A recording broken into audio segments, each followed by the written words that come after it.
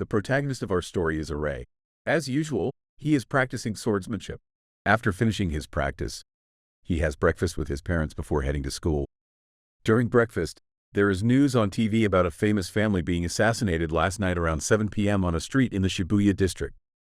Sako, 40 years old, a resident of this district, had a traffic accident. The police stated that this incident resembled a murder that occurred last year in the city. After hearing the news, Tae's parents seemed determined about something and asked him what he would do if he encountered a similar situation. He smiled and said he would find a way to face it. Both of them were very pleased with his answer. After eating, Tepa got ready for school. He tried to sneak off on his motorcycle but got caught by his mother, so he had no choice but to use his bicycle. His parents bid him farewell, and that was the last time he saw them. 2 months have passed since his parents' deaths. After visiting their graves, Tae planned to go to Izin's place. While he was lost in thought, he saw a carriage being chased by a group of thugs. Without thinking much, he immediately gave chase. The thugs caught up and began attacking the carriage. Just as they were about to catch the girl inside, Tae also caught up. He jumped onto the carriage, intending to fight them off, but these thugs were skilled enough to handle 3 opponents at once, let alone just Tae. Fortunately, the butler appeared to help. With just a few moves, he dealt with the situation. At this moment, the carriage began to sway, causing the girl to almost fall out. Tepa immediately rushed to catch her. The carriage and the girl caused the wheel to come off, and both of them fell into a ravine. When the butler saw that his master had died, he felt he had no reason to live but decided to make the thugs pay before doing anything else. As for Tae, both he and the girl were lucky enough to survive by falling into a tree. He woke up and accidentally touched the girl's chest. Embarrassed, he gave it a few more squeezes. By the time she woke up, Tepa was already far from her. This girl was Charlotte Hazel Rink, a princess. She knew that Tepa had touched her chest but let it go because he had saved her. Later, the two of them managed to find their way back to the road where the butler was already waiting. Charlotte Heron kissed Tepa goodbye before leaving. After that, he noticed many missed calls and remembered his responsibilities, quickly heading to his destination. However, upon arrival, he was detained due to his disheveled appearance and the katana he was carrying. It wasn't until his grandfather appeared that he was allowed entry. Without any formalities, Tepa directly asked his grandfather if the death of his parents was truly an accident. His grandfather questioned what Tepa would do if he found the culprit. Tepa's heart was filled with the desire for revenge, but he knew that avenging his parents would only lead to more retaliation, and living in a cycle of vengeance was not what his parents would have wanted. Although his grandfather was deeply pained by the loss of his daughter, he still had Tepa, and he asked why Tepa had arrived late and in such a state. Tepa explained that he had just saved someone, to which his grandfather laughed heartily and said, "That's good. No need to change clothes. There's nothing to hide."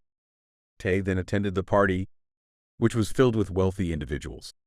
His grandfather introduced him to everyone as the future leader of the Era group. Seeing Tae's unkempt appearance, many laughed and mocked him. His grandfather explained the situation and asked who he had saved. When the name Charlotte Hazel Rink was mentioned, his grandfather was overjoyed that Tepa had saved a princess. Inside the room, Tepa strongly opposed the idea of inheriting the leadership, as he could only agree to the adoption for the sake of revenge. His grandfather told him to go ahead and seek revenge, acknowledging that some had ridiculed Tepa for not being worthy of being the heir. In truth, Tae's mother was the intended heir. His grandfather warned that enemies would soon emerge and Tae needed to build alliances first. He advised Tepa to start by befriending those closest to him. Tepa then went outside and began mingling with the guests, who were all greedy and selfish wolves. A man approached Tae and helped him out of an awkward situation. This man was Vincent Van Hassen. Vincent then introduced Tae to his daughter, Maria Van Hassen. Tae's grandfather joined them, prompting Vincent to leave for a polite greeting. Once Vincent left, the greedy guests swarmed Tae again. After a while, Tepa managed to escape, and a maid brought him a drink. Tepa was quite surprised, as this was the first time he had been served in such a manner. At that moment, he noticed something sparkling outside. Upon closer inspection, Tepa realized that the light was reflecting off the sword of a girl practicing nearby. He grabbed his katana and approached her.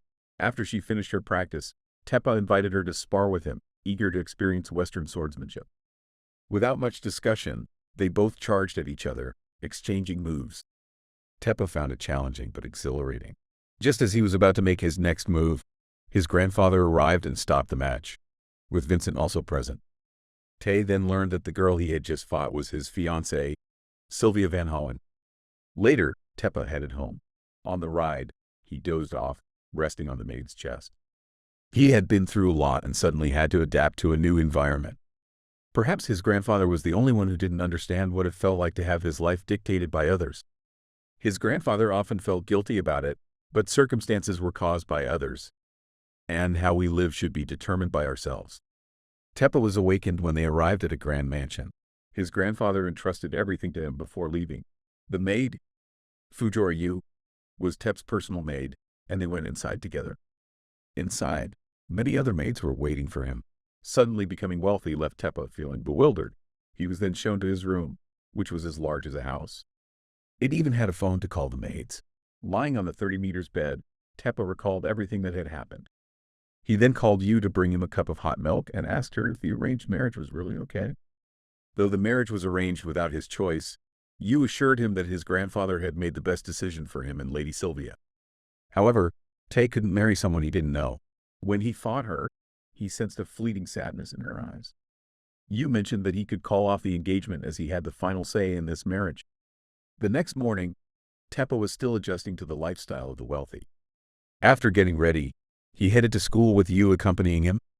Sitting in a Lamborghini, Tay suggested using a motorcycle to get to school, but Yu refused, citing the dangers and potential accidents. Teppa suggested to his grandfather to design a motorcycle that would be safe for him to ride. From a distance, he could see the vast campus of Shuhou Academy, where he would be enrolling.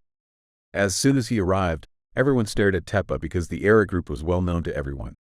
Feeling embarrassed, Teppa hurried along and accidentally bumped into a girl who turned out to be Hojin Seika, the president of the social club. She reminded him to be more careful. However, Teppa, overwhelmed by the new scenery, wasn't listening and apologized profusely. Seika quickly assessed his demeanor and gave him an 80 out of 100. They parted ways, and Yu found Teppa shortly after. They then headed to the principal's office. Unsurprisingly, the principal had gathered a group of teachers to welcome Teppa, given that his grandfather had just donated hundreds of billions to the school. Upon entering the classroom, the teachers fawned over him, and class began. After the lesson, Teppa realized he was struggling to keep up with the academic level. A classmate approached, wanting to introduce himself and make friends, but before he could speak, other students surrounded Teppa, eager to befriend him. Amidst the chaos, someone covered Tay's eyes. He was clueless about who it was until he felt a familiar chest pressing against him, realizing it was Charlotte. Overjoyed to see him, Charlotte hugged him excitedly, causing Tay to pin her against the desk. Just then, Sylvia arrived to greet Teppa, making Charlotte blush and withdraw. Charlotte then offered to show Teppa around the school. Meanwhile, Seika, having learned about Teppa's background, regretted initially ignoring him and decided to clear up any misunderstandings to avoid any false impressions of their acquaintance. Back with Teppa, Charlotte suggested he join the social club to make friends more easily and learn proper greetings. Spotting Sylvia, Tay grew concerned for her, not only because of the engagement but also because of the incident with Charlotte. Charlotte proposed to help smooth things over between them and led Teppa to the training room to find Sylvia. Teppa didn't need to see Sylvia's face to know where she was. He could tell just by her stance, having fought her once before. After watching her training session, Teppa felt that Sylvia seemed very lonely. Noticing this, Charlotte suggested that they both train together to alleviate that loneliness. She called out to Sylvia, challenging her to a duel, and Sylvia agreed without hesitation. Tay also wanted to continue their previous fight. The match began, drawing a crowd. However, Sylvia won easily since Teppa only knew kendo. She wasn't pleased, feeling that there was no honor in winning in her own discipline. For the next match, there were no rules, and they had to rely solely on their abilities. Yu brought Teppa his katana, and the battle commenced. They both took their stances. Tay's stance was a technique involving a swift draw and sheathing of the sword to attack and retreat in an instant. Sylvia, having seen this technique before, was confident she would win this time. As soon as the coin hit the ground, they charged at each other. In a split second, Sylvia emerged victorious, being one step faster than Teppa. They both shook hands cheerfully afterward, and Charlotte was delighted that they had reconciled. Charlotte wanted to see Tay's katana, but he refused, saying it was dangerous.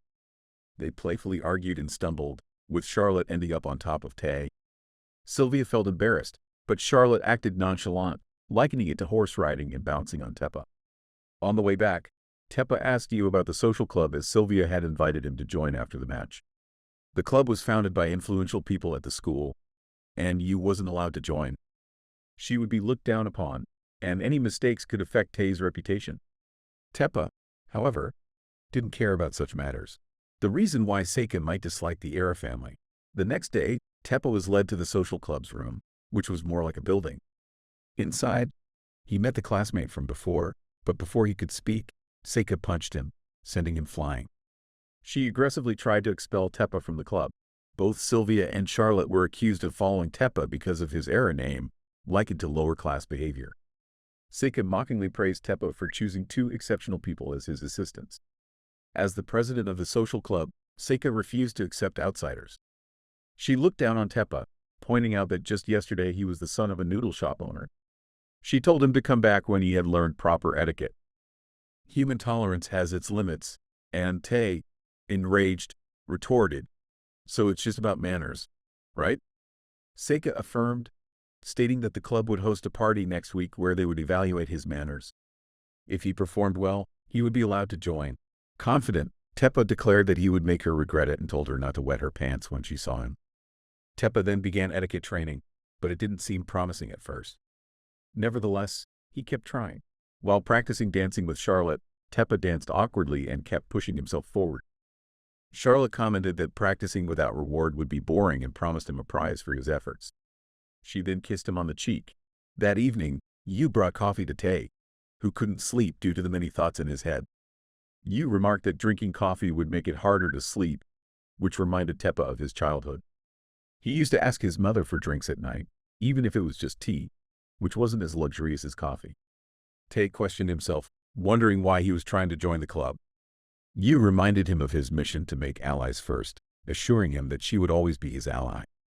Yu had grown up in his grandfather's orphanage without parents by her side. His grandfather had brought her back and made her a maid. He had told her no one is perfect at everything all at once. Start simple and build up, believe in that. Yu was very grateful to him and had always done her best. She had dedicated herself to the Era family and had become Tay's personal maid due to his grandfather's expectations. His grandfather always looked forward to Tay's growth. Regaining his spirit, Teppa continued to practice, but progress was slow. Overtraining wasn't beneficial, so Sylvia and Teppa sat down to talk about swordsmanship. Yu came up with an idea, realizing that Tay had learned some etiquette through his swordsmanship training. Instead of learning something entirely new, he should draw on his existing experience to learn elegance and dignity. With this approach in mind, they resumed their efforts. The party finally arrived, with Seika appearing to greet everyone. The event proceeded smoothly, highlighted by Teppa and Charlotte's dance. Afterward, the evaluations were announced. Seika acknowledged Teppa's progress in such a short time but mentioned that he still needed more challenges. As a student here, he needed to know not only how to participate in a party but also how to organize one. In the next 2 weeks, Teppa would have to host a party. After evaluating the event, they would decide if he met the standards to join the club. The next day at her home, Seika felt uneasy and couldn't understand why she couldn't get Teppa out of her mind. Meanwhile, at Teppa's mansion, the special motorcycle he requested from Yu arrived. This high-tech bike was developed by the company's tech and development department and was designed to never tip over. Teppa tested and confirmed it indeed didn't fall over, but still requested it be sent back. Regarding the club, Teppa was at a loss as he had never hosted a party before. Although he had attended birthday and Christmas parties, organizing one was a completely different challenge. Tay wondered why Seika hadn't shown up today. Her friend explained that Seika, the only daughter of Mr. Hojin and the top designer at W, had a very busy schedule. She was an amazing person but didn't like to show it. Teppa agreed, noting that if she weren't so loud, he would respect her more. Just then, Seika walked in and heard everything. Seika called Nezu, instructing him to accompany her to an exhibition the next day, followed by an interview. They wanted to hear about her school life from a classmate's perspective, and she had no choice but to pick him. Nezu, misinterpreting the invitation as a date, was promptly punched by Seika, sending him flying into the wall. On the way back, Teppa wondered why Seika maintained a hostile attitude towards him. He questioned if she saw the entire Era family as enemies. Yu suggested that his grandfather would be the right person to answer that. Without overthinking it, Tepa and Yu decided to meet his grandfather right away. Upon arrival, Tepa and his grandfather had a conversation. His grandfather asked many questions about school and friends. Tepa reassured him that everything was fine and mentioned that he and Sylvia had started as friends regarding their engagement. Tepa then asked his grandfather about Seika. Meanwhile, at school, Nezu had fallen ill from staying up late to memorize answers Seika had made him learn by heart. He eventually passed out and asked Tepa to deliver a note to Seika for him. Seika was shocked to see Tepa. With the interview time approaching, she insisted he change clothes and accompany her. The interview began, and throughout the process, Seika kept stepping on Tepa's foot, causing him great frustration. They ended up having a silent battle with their feet. The interviewer asked Tepa what his impression of Seika was. Despite his initial negative impression, Tepa observed that Seika was very responsible and upright. She didn't expect to gain or lose anything and always completed her duties. She often said, "Follow me," because she believed she was on the right path and recognized the talents around her. As both a student and a designer, she never bragged or boasted. After the interview, they went out for a meal. Tepa spoke about back at T's conversation with his grandfather. Teep learned that the founder of the Hojo media conglomerate had once worked in the personal financial information department of the Era Group during the rapid post-World War II development. He never went home and worked tirelessly. His wife felt lonely and became romantically involved with T's grandfather.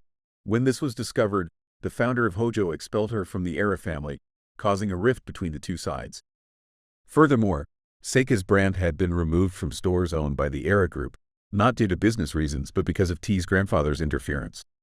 The newspaper spread false information about Seika's brand, which she blamed on Teep and his grandfather. Thus, she felt she had to fight against them as her enemies. If Teep followed in his grandfather's footsteps, the outcome would be even worse. Teep then handed Seika a letter. When she opened it, she found it was an ARA group order form signed by T. He had asked his grandfather to arrange it the previous day. His grandfather regretted what he had done to Seika's grandfather, but it was really difficult for him to apologize. So the only way to regain a leading position in finance was for T to supply goods to all members of the conglomerate. Only this way could he hope for her forgiveness. After hearing the story, Teep wondered what else he could do. He felt terrible that she hated him for something he didn't know about and hoped she would continue to do business with his stores. Seika finally accepted the contract, and they celebrated together. At school, Charlotte and Sylvia were also very happy for Teep as he had resolved the long-standing conflict. Teep had joined this world by chance, but now he thought there might be something better he could do. The next day, Nezu invited Teep to hang out during the summer to thank him for the interview. The more Teep refused, the closer Nezu got to his face. With no other choice, Teep had to agree. Nezu mentioned that Teep was planning a party and said something that embarrassed Teep, making his face turn red. It was really unacceptable for high school students to behave that way. Nevertheless, it meant that Nezu could see everything that was going on, and the two boys were thrilled as they discussed the plan. Meanwhile, at the social club, Charlotte wanted to borrow Teep from Sylvia. Sylvia didn't refuse as they weren't really anything to each other and she hadn't talked much to Teep recently. Charlotte also asked Sylvia to keep it a secret if she went out with the butler, promising to contact Sylvia if she disappeared. At home, Sylvia clarified her relationship with Teep, saying they were just normal sparring partners. Her father understood and wished for her happiness in a peaceful country. If both of them could find joy, it wouldn't matter if they forgot their homeland. Sylvia then asked to leave early and called Charlotte, but she couldn't bring herself to say what she needed to. The next day, Charlotte and Teep went out together. She wanted to go somewhere where she wouldn't feel restricted, as she was always accompanied by bodyguards and the butler. T asked if it was okay since she was a princess. Charlotte assured him it would be fine because she had him by her side. They then had a wonderful time together at the aquarium. Charlotte wanted to take a penguin home, but that was obviously not allowed.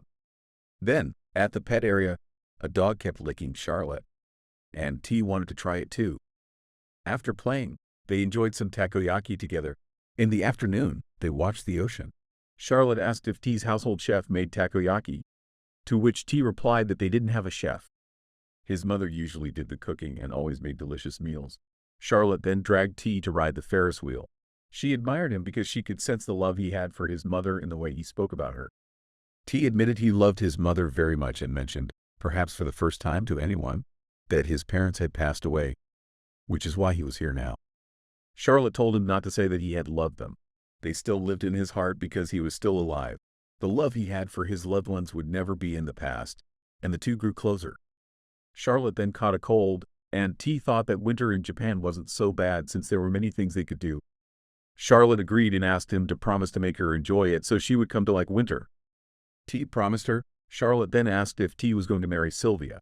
T said he wasn't sure about that. Charlotte mentioned that Sylvia was an amazing person. When they were little, they often played together, and during that time, Sylvia's mother died in an accident. They were too young to understand what was happening.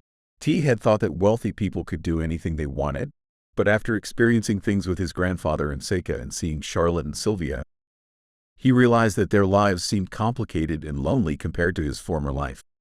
However, not everyone was like that. It seemed poorer people might live better lives. As they returned home, T came up with an idea for the party. He would host an unforgettable event for everyone. At that moment, Charlotte suddenly hugged T. She wanted him to promise one more thing. No matter what happens, he must not forget her and keep her in his heart forever. Finally, the day of the party arrived. T gathered everyone at the train station. They would all stay together at a hot spring inn, as T wanted everyone to relax like normal people. Sylvia asked why he chose a hot spring, and he simply said he felt the need to do something special. With that, everyone set off. First, they passed through the ticket gate. Since it was Charlotte and Sylvia's first time, they were still a bit awkward. Seika, due to her job requiring frequent travel, found it easy. Then, they boarded the train. Charlotte wasn't too surprised as she often took trains in her busy homeland. They finally arrived at their destination, and everyone was assigned their rooms. Yu was still following T, but he stopped her, pointing out that her room was elsewhere. Yu refused, citing that it was the social club's room. T told her not to worry about it and to enjoy herself with everyone. Despite her desire to decline, T used his authority to insist. In the boys' room, everyone gathered and agreed it was a fantastic party. They had never dreamed of such an adventurous journey. T explained that his idea of mingling involved no rules or reprimands. His party was about enjoying the express train, eating local specialties, and cleansing both body and soul in the hot springs. The group asked T if he didn't think it was risky to plan that, presumably a peeping or similar escapade. T confidently replied that it wasn't, which was why he needed their help. They questioned whether that was a crime, and T acknowledged that from the other side's perspective, it clearly was. They joked about being the most despicable villains, but T reassured them it was fine because they were lucky perverts.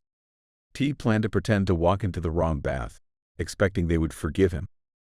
Nezu begged T to share his fate and strength, to which T agreed, suggesting the 70-30th split. But T's principle was fairness, so it would be 50-50. Thus, the group of lucky perverts set off.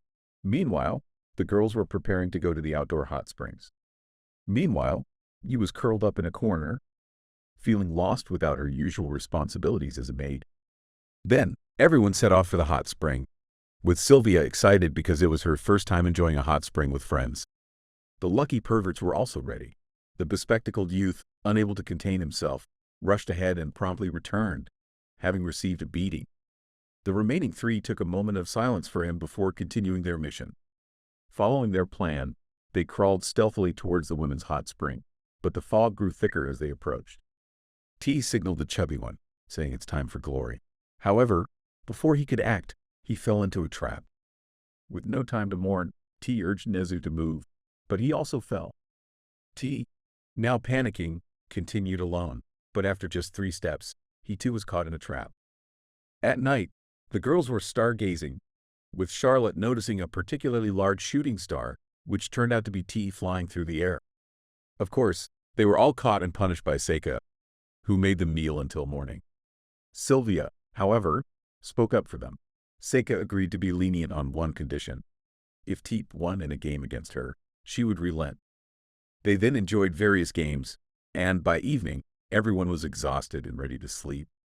For some inexplicable reason, T felt compelled to hug the person in front of him. On the girl's side, Sylvia was delighted to share a bed with someone again, and so was Charlotte. Yu had experienced this kind of atmosphere when she was young. Seika had also accepted T and would write his recommendation next week. T had brought everyone together, and although Seika was reluctant to admit it, she was grateful to him for resolving last year's issues. Sylvia and T could understand each other through their swordsmanship. He was someone who didn't follow a predetermined path. Everyone agreed they valued him. Charlotte asked Sylvia if she would marry Teep, to which Sylvia responded that she wasn't sure as she didn't want to ruin their friendship. Everyone knew that one day Teep would fall for one of the four girls, or perhaps someone else, but regardless of his choice, none of them would hold any resentment or jealousy. They all made that promise together. The next day, the high-tech development department of the Era Group put their heart and soul into a new project and presented it to T. This time, the motorcycle had additional stabilizing legs, but it was still returned. At school, T playfully covered Charlotte's eyes. She immediately recognized it was him, knowing no one else would dare do that to a princess. Seeing the two of them happy together, Sylvia recalled the promise the four of them had made. Suddenly, the butler burst through the door, having received a report that the princess's disappearance was T's doing. He had come to deal with the vermin that Teep was. Charlotte protested, saying Teep wasn't vermin but the one she loved, shocking the butler who urged her to reconsider. Ignoring his pleas, Charlotte clung tightly to T, making the butler furious as he lunged to attack. T and Charlotte hurriedly fled. Though the butler was strong, age had caught up with him and he soon tired, allowing them to escape. Charlotte twisted her ankle during their hasty retreat, so Teep carried her to the infirmary. T apologized, feeling responsible for her injury. Charlotte assured him it was okay and said that if he still felt guilty, she would like to dine at the air tower once Teep agreed. As they arrived at the infirmary to bandage her ankle, flower petals began falling outside. Everyone rushed to see a hot air balloon with a person parachuting down. Sylvia recognized him as Hartman Bazim, a royal businessman from Hazenlink. He approached and kissed Charlotte's hand. They knew each other, as he had ties to the royal family and did business with the Era Group. Bazim currently had significant investments in the Era Group and was also Charlotte's fiancé. That afternoon, Hartman took his leave, mentioning that he would be staying in the country for a while before departing. Sylvia confessed she hadn't known Charlotte had a fiancé, but noted that Charlotte seemed reluctant to mention it. Seeing the tension, Sylvia left Charlotte and Teep alone. Noticing the awkward atmosphere, Teep brought up their dinner plans, which brightened Charlotte's mood. At Sylvia's home, she heard from her father that the country of Flemish was on the brink of chaos. If things continued this way, the country's disappearance was no longer unimaginable. The situation seemed dire. The next day at the social club, Sylvia and Charlotte had a conversation. Charlotte apologized for hiding the truth about Hartman. Sylvia dismissed it, saying she wasn't concerned about Hartman but the Hazenlink royal family and her home country. The Flemish royal family was secretly constructing a nuclear tower, something even her father was unaware of. Charlotte was also in the dark about this. According to Sylvia's father, this was likely instigated by a third country. The issue was they didn't know which country, and its purpose could disrupt the alliances between nations. Seika overheard everything but had no intention of sharing it. To apologize, she shared some information from her uncle. Though not certain, there were reports that something significant would happen at the air tower tonight. The exact nature was unclear, but it seemed ominous. Later, Charlotte received a message from Teep asking to meet at the air tower that evening. As she left, a mysterious figure followed her. At the tower, Teep was talking to the staff about booking a room. Hartman arrived for a meeting with T's grandfather. They chatted briefly before Hartman excused himself. Teep returned to his booking, unaware of a missed call on his phone. Hartman then met with T's grandfather, who asked him to wait as another person was joining them. Shortly after, Vincent arrived, representing Flemish in the meeting. The discussion began focusing on a cooperation agreement between Hazenlink, Flemish, and the Era Group. The initial plan was to develop a large tourist area on neighboring territory. However, one of Hartman's close aides was conspiring with the third country. He refused to admit who he was working for. Their goal was to build nuclear weapons near the tourist area, aiming to destroy the friendly relationship between the two countries. They planned to first cast suspicion on Flemish and then make it seem like Hazenlink was continuing to build its military. This plan was so simplistic it would only fool children. Nevertheless, Hartman had to take responsibility for allowing people to act on their own. He admitted his fault but noted that he had facilitated the investigation significantly. First, everyone needed to completely trust the Era Group members in Japan. Charlotte, who had an appointment with Teep, arrived at the tower but couldn't find him. Meanwhile, Teep was practicing at home. You reminded him about his messages, and Teep realized he had left his phone on vibrate. Charlotte received a message as well. Just as she was about to pick up her phone, the building lost power. Teep received a mysterious message stating, "Era is Shin's heir. I killed your parents, and now it's the turn of the one you love." At the tower, the guards were under attack, and everyone was being subdued. In the meeting room, a group of assailants burst in, overpowering everyone. Leading them was none other than Hartman's aide. You received the news, and despite being captured, the grandfather calmly informed her of the situation, assuring her he was fine. He entrusted everything to Teep, stating he was old and had nothing to fear from a few guns. By wielding money and power, one would understand how close danger really was. You received a report that there was nothing unusual inside or outside the building except that Era Tower's monitoring system was down, making it impossible to determine what was happening. Teep tried calling Charlotte but couldn't reach her. Meanwhile, Charlotte was suddenly attacked. Initially, she thought they would torture her, but the leader had no intention of harming her. The two henchmen complimented her on being very cute, stating they were merely carrying out their mission. If she didn't resist, nothing bad would happen. While the leader talked, the two henchmen ogled Charlotte's chest. She eventually agreed to their terms. The leader ordered them to tie her up, but the two hesitated, fearing they might hurt her. Charlotte sighed in relief, feeling reassured that they were good people, which embarrassed the two henchmen while the leader felt helpless. The reason for their attack was simple. Many people didn't hold the Era group in high regard. Naturally, they banded together to act on behalf of their comrade. As long as Charlotte didn't interfere, they wouldn't harm her. However, if anyone tried to intervene, they would be stopped by any means necessary. As the appointed time arrived, the group turned on the radio. A widespread communication blackout was occurring in Raponi, and the news was reporting it as a simple power outage. This was because Seika had managed to prevent the news from spreading. She moved on to the next step. The soldiers reported that someone had accessed the building's information network from outside. It was none other than the Era IT team who were trying to counter the attack. If the attackers broke through, control of Ara's systems would fall into enemy hands, revealing their location. However, the IT team was skilled, making it difficult for the attackers. After a while, you regained control of the cameras. Before she could check them, the lone wolf on the other side skillfully blocked her again. Deciding not to play around anymore, he got serious. He sent T a computer virus called DNA, explaining that it would take about 10 minutes to solve. With time running out, Teep decided to head directly to the tower as people there were in danger. The situation had become dire, and Tay couldn't wait any longer. The fastest way to get to their destination was to use the motorcycle with 4 legs, designed by the manufacturing team. Sylvia, eager to help, joined him. As soon as they left the gate, they were pursued by enemies firing continuously. Fortunately, the motorcycle was incredibly stable and wouldn't tip over. Tay received a message from the manufacturers to press the green button on the bike.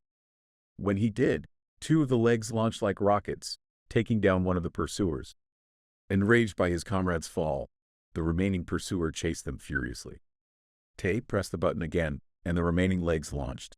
This time, the pursuer dodged but was still kicked in the groin, allowing Tay and Sylvia to escape. Tay was relieved to have removed the 4 legs before entering the city. Meanwhile, Charlotte was feeling bored as she listened to the leader talk about his past. He was born in the slums, where he could see the skyscraper, which he viewed as a paradise compared to his hellish life. He resented those who lived in that heaven above him and took joy in the idea of turning it into a hell. This was the 10th time he had told this story, and one of his men told him to shut up. Tay and Sylvia managed to infiltrate the building. Upon entering, they saw 3 men enjoying themselves, making Tay determined to charge them double the cost of repairs. Meanwhile, you managed to neutralize the virus in the network, regaining control of the main server, power, and main entrance. You also informed Tay and Sylvia of everyone's locations, and they began their rescue mission. The attackers started to retaliate, but Special Forces support had arrived. Fireworks suddenly lit up the sky outside, orchestrated by C to divert public attention.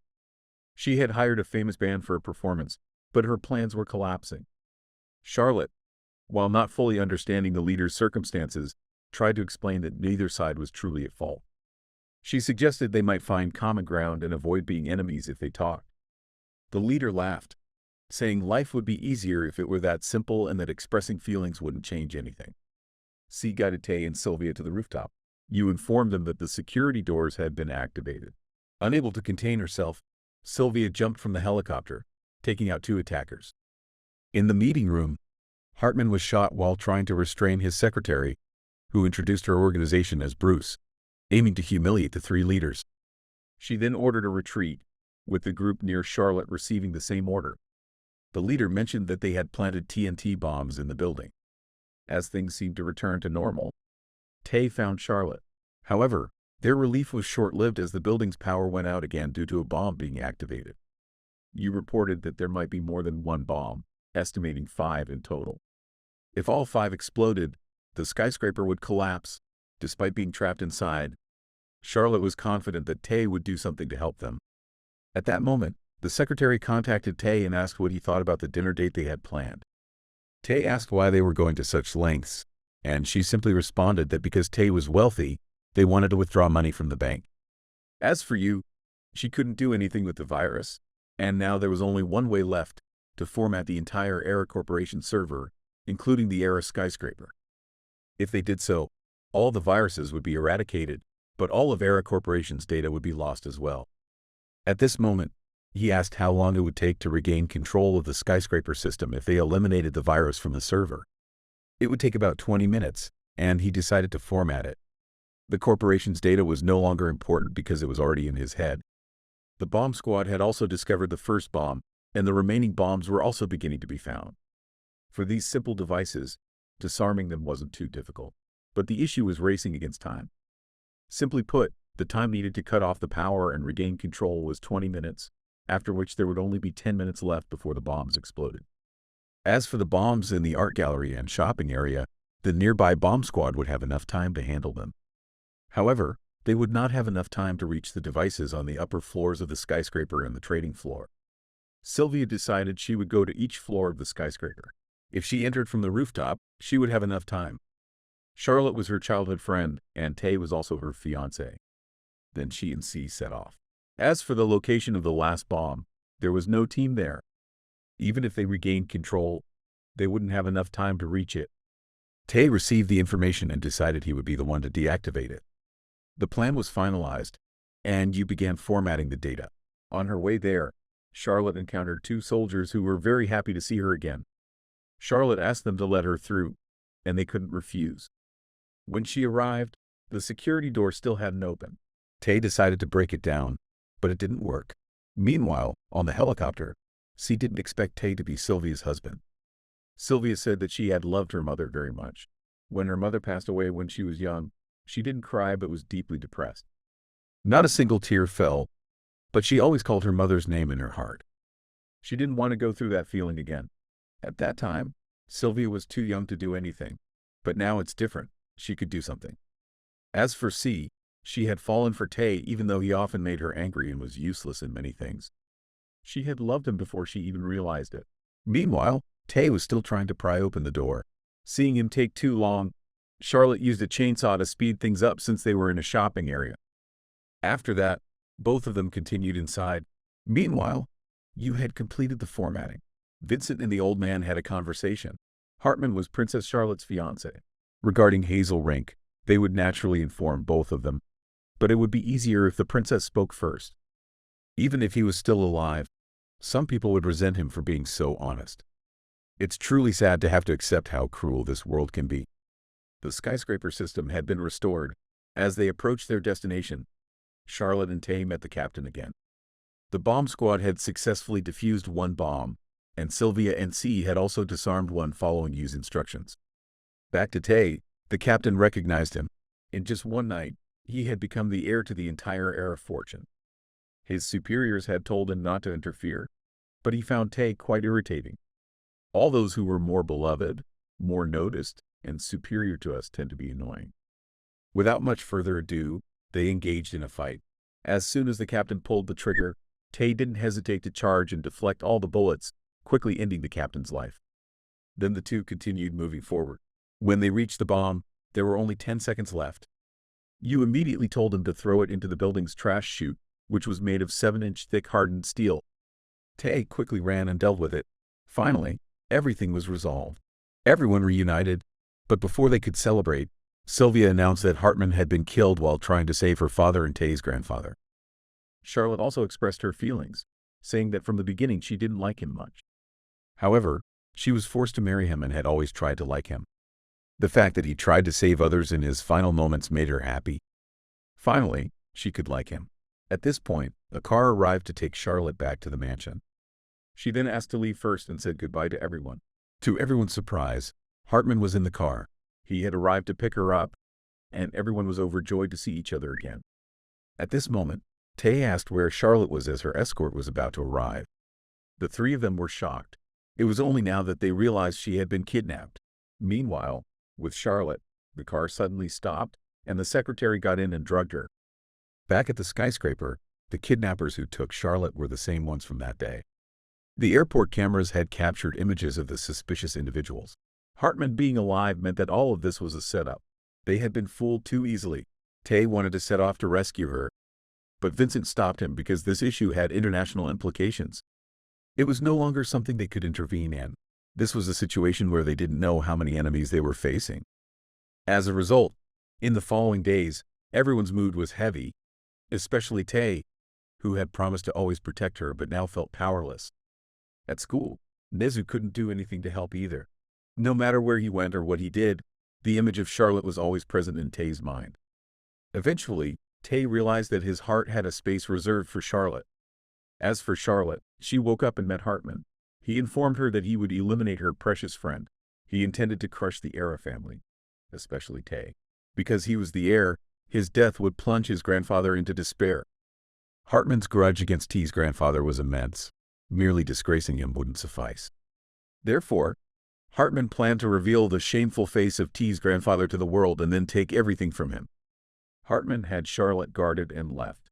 Coincidentally, the guards were the same two soldiers from before. They loosened her bindings to ease her pain and even brought her takoyaki. At the mansion, T had determined Charlotte's location. She was being held on a national passenger ship.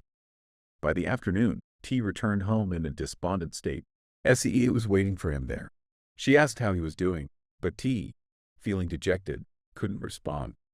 Vincent had told him that this was no longer a matter he could be involved in. SEE was angry. She asked, so what if that's the case? Where had the determination she had seen in him while he trained for the ball and the party gone? Hadn't he always lived boldly? If he truly wanted to save Charlotte, no matter what anyone said, even if it was the president, it wouldn't matter. SEA asked T what he really wanted to do and then unexpectedly kissed him. Before he could recover, Sylvia appeared and slapped him. The despondent person in front of her was not the T she knew. He could moan and groan all he wanted, but she was going to save Charlotte. Sylvia, currently in Russia, planned to rescue her. She was asking for T's help, but seeing him like this, she probably didn't need it anymore. She left first, and SEA and Sylvia asked you to convince T to help them. T needed someone to console him. In his room, T was still very disheartened. Yu approached and rested his head on her lap. It was difficult for him to have Charlotte taken from him. Everyone felt the same, but there was still time and opportunity. T admitted that Yu was always gentler than the other two and then asked her to take him to Charlotte. Meanwhile, on the train, Charlotte and the soldiers were playing cards to pass the time. One of the soldiers informed Charlotte of their route. They would pass through Russia and then head to Hazel Ring. She felt it was very time-consuming because she really wanted to take a bath. The two soldiers, visibly happy, fought over who would escort her to the bath. At Sylvia's house, she faced her father, who naturally opposed her plans because he was very worried about both his daughters. Sylvia refused to back down. She wanted to rescue her country with her own hands. Maria had to go as well. Flemish was a wonderful country, and someday she would find joy with the people of their nation. Vincent could do nothing but permit her to go this time, but after that, she had to stay in Japan. Back on the train, the two soldiers were delighted to hear Charlotte was going to take a bath. One even wanted to help scrub her back. Meanwhile, Hartman asked his secretary if she had deliberately leaked the train's location, as it was a trap he had set to lure T. At T's place, he went to see the old man. He wasn't the type of person who would sit idly by and watch something precious to him be taken away. There was something that had always puzzled him, the reason why his mother fell in love with his father. After that, The old man handed him 1 million yen and told him about a few people he could easily get 6 million yen from. He could increase his assets to 1.2 billion yen. But in the end, he went bankrupt. The wealthier one becomes, the more blinded they are. Not understanding this now is okay, but what T must not forget is that his personal worth should be equivalent to the value of life. Then he gave T a katana and entrusted the future of the Era Corporation to him. T accepted it and began his journey. At the airport, SEA came to see T off but hadn't said anything since she arrived. SEA wondered if someone kidnapped her. Would T come to save her? He hugged her, saying if someone kidnapped her, he would chase after them and use all his strength to rescue her. On the plane, Yu started briefing the situation. Charlotte was heading east on an uncertain train. It was known that Hartman was responsible for this. It was a connecting train from Hazelring to neighboring countries. This was an international matter requiring a well-planned strategy to resolve it effectively. Fellish had also received a request from 2 knights in the territory. During their match, Sylvia asked what T's birthplace was like. He described it as a narrow alley with tangled wires, a real nuisance living under the railway. However, he loved it very much, and so did Sylvia. Despite the country's many difficulties, she still loved her homeland. She had done her best for this country and fought for it, so he also had to strive for himself.